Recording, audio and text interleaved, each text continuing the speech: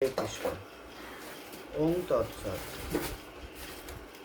তো আজকের আমরা গীতা সম্বন্ধে জানব, গীতা কি এবং গীতায় ভগবান কি বলছে।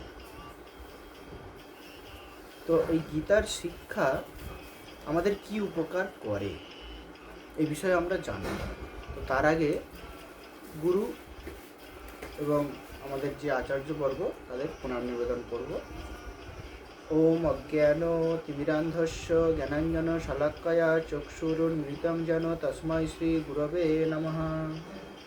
শ্রী চৈতন্য মনোভীষ্টং স্থাপিतं যেন ভূতলে স্বয়ং রূপ কদা মह्यं দদাতি স্বপদান্তিকं বন্দেহং শ্রীগুরো শ্রীযুতপদকমलं শ্রীগুরুन् বৈষ্ণবাंश्च শ্রীরূপং সাগ্রজাतं সগণ রঘুনাথं নিतं तं সজীবं स्वाद्वैतं सावधूतं परिजनसहितं कृष्ण चैतन्य देवं श्री राधा कृष्ण पादान् सगण ललिता श्री विशाखान्वितांश्च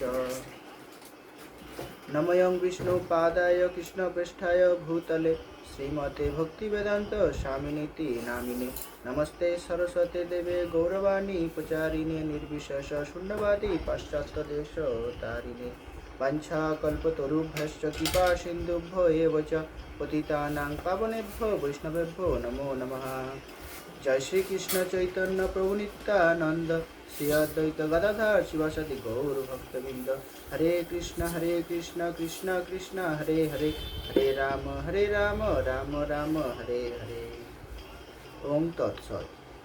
तो भगवत गीतार शिक्षा आमादेर की उपकार करे। এই ভগবদ গীতার শিক্ষা আমাদের শোক মোহ এবং ভয় থেকে মুক্ত করে দেয়।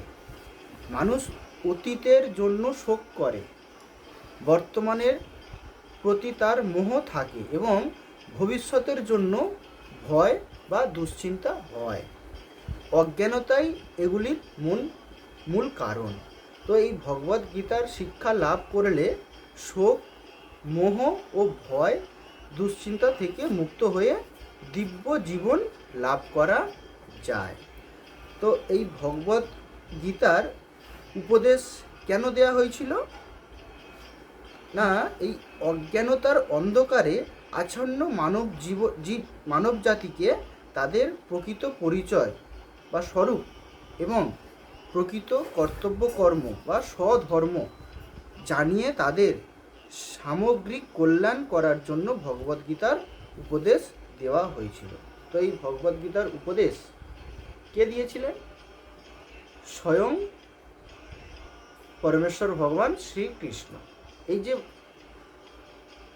শ্রীকৃষ্ণ যে ভগবান, সেটা আমরা জানবো তখনই যখন আমরা গীতার 700 যে শ্লোক আছে যখন আমরা পড়ব, তখনই আমরা জানতে পারবো যে শ্রীকৃষ্ণই হচ্ছেন পরমেশ্বর ভগবান। এবং শ্রীকৃষ্ণ কাকে বলেছিলেন এই ভগবদ্গীতার জ্ঞান? অর্জুনকে দিয়েছিলেন কুরুক্ষেত্রের রণাঙ্গনে। এই ভগবদ্গীতায় কতগুলি শ্লোক আছে আর কতগুলি অধ্যায় আছে?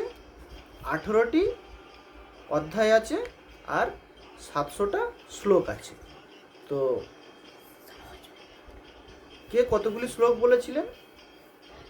ধৃতরাষ্ট্র একটি শ্লোক বলেছিলেন, সঞ্জয় বলেছিলেন 40টি, আর অর্জুন বলেছিলেন 85টি, আর স্বয়ং পরমেশ্বর ভগবান উত্তর দান করেছিলেন 574টি। হরে কৃষ্ণ। তো আমরা গীতা পড়ার আগে আমরা ভূমিকা আসব। গীতায় যে ভূমিকা আছে, আশা করি আপনাদের কাছে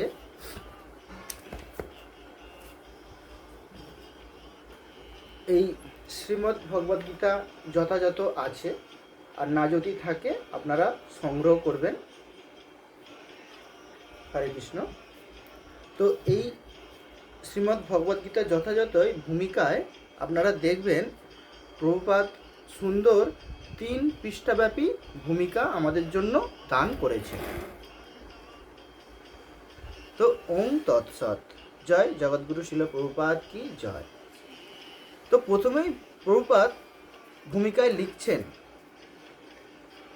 তিনি দীর্ঘ মুখবন্ধ লিখেছেন এবং 30 পৃষ্ঠা এগুলি যে আমাদের মুখবন্ধ আছে বা ভূমিকা আছে, ভূমিকা 3 পৃষ্ঠা, এবং এই ভূমিকা আমাদের পড়তে হবে এবং এগুলি জানতে হবে। ভূমিকায় কী লিখছে না, ভূমিকা নিয়ে শ্রবণ এবং অবাক ব্যাপার মুখবন্ধ আলোচনা করার পুরো ভগবদ্গীতার ব্যাখ্যা আমরা জানতে পারবো। এবং এই যে মুখবন্ধ এবং ভূমিকা এগুলো পড়ার মাধ্যমেই আমরা পুরো গীতার একটা গাইডলাইন পেয়ে যাব। সেই জন্য অবশ্যই আমাদের ভূমিকাটা পড়তে হবে। যেমন ভূমিকার 2য় পৃষ্ঠায় একদম শেষ লাইনে প্রভুপাদ তার দৈন্যতা এবং তার বিনয় আমরা উপলব্ধি করতে পারি। তিনি বলেছেন, এই বিষয়ে আমার যদি কোনো কৃতিত্ব থেকে থাকে সেটা আমার গুরুদেবের, এটা আমার নয়।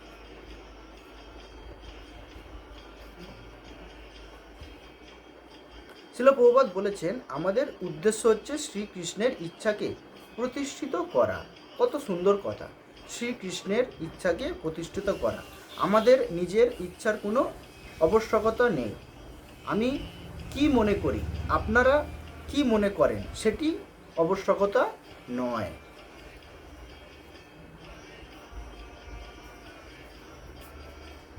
শ্রীকৃষ্ণ কি চান সেটি আমাদের জানতে হবে। কৃষ্ণের কি ইচ্ছা সেটি ভগবদ্গীতার মাধ্যমে বা অর্জুনের মাধ্যমে আমাদের দিয়েছেন। যদি আমরা পড়ি বা শ্রবণ করি তবে আমাদের জীবন সার্থক হবে।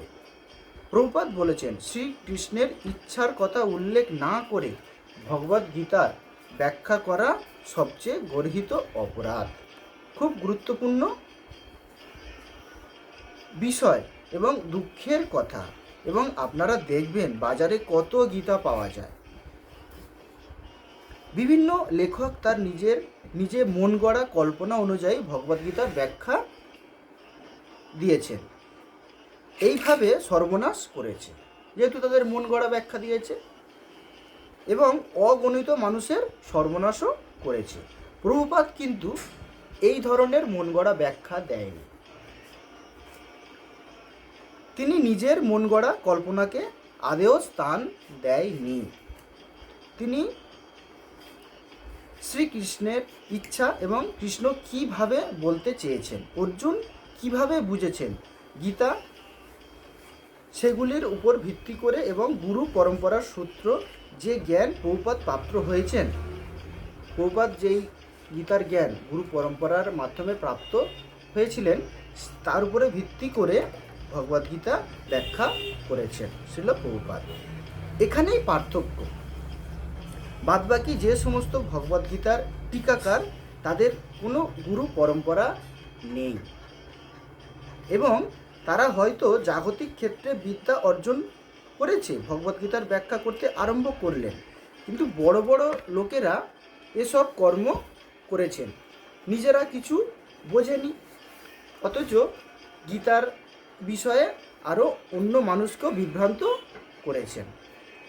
যেমন আছেন কৃষ্ণকেই ভগবান বলেই মানছেন না, কত দুঃখের কথা আমাদের কাছে। আবার কেউ কৃষ্ণকেই গুরুত্ব দিতে রাজি নয়। ভাবুন, গীতার বক্তা শ্রীকৃষ্ণ এবং গীতার লক্ষ্য শ্রীকৃষ্ণ, আর অনেকে আছেন কৃষ্ণকে ভগবান বলে মানছেন না, অথচ তারা গীতার ব্যাখ্যা লিখেছেন, আর কিছু মানুষ কম পয়সা দিয়ে সেগুলি কিনে আনছেন। আমরা কিন্তু সাবধান থাকব, কেননা পড়া থেকে, কেনা তো দূরের কথা, পড়া থেকেও বিরত থাকব। প্রভুপাদের লেখা গীতা সংগ্রহ করব আর নিজে পড়ব আর অপরকে এই গ্রন্থ পড়তে উৎসাহিত করব। তো কোন গ্রন্থ নেব? এই শ্রীমদ্ ভগবদ্গীতা যথাযথ আমরা সংগ্রহ করব এবং অপরকে সুযোগ করে দেব এই গ্রন্থ নেওয়ার জন্য। এবার দেখুন প্রভুপাদ যে এত কিছু করলেন, এত গ্রন্থ লিখলেন, এই শ্রীমদ্ ভগবদ্গীতা যথাযথ, শ্রীমদ্ ভাগবতম, অনেক গ্রন্থ প্রভুপাদ আমাদের জন্য দিয়েছেন।